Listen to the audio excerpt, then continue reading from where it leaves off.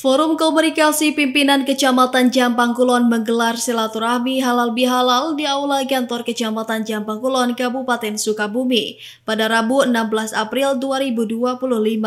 Pertemuan halal bihalal ini guna menjalin silaturahmi antar lembaga di wilayah Kecamatan Jampang Kulon, diantaranya Koramil Jampang Kulon, Polsek Jampang Kulon, Puskesmas, Dalduk, MUI, Desa, KUA, hingga RSUD Jampang Kulon.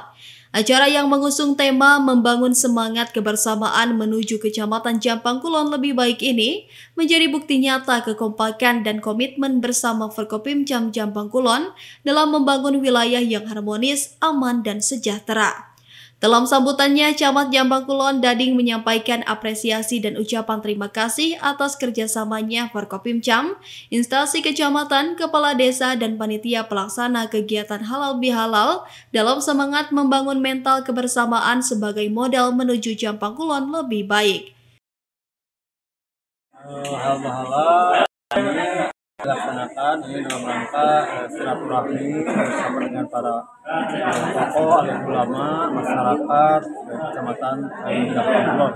Harapan tadi sudah saya ungkapkan, tujuan kita untuk menjalin silaturahmi, jangan sampai silaturahmi kita putus dan saling memaafkan.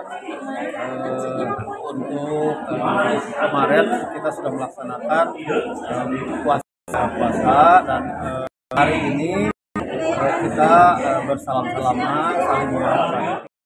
Dari Kecamatan Jampang Kulon, Kabupaten Sukabumi, Indra Sopian, Tim Liputan MGS TV melaporkan.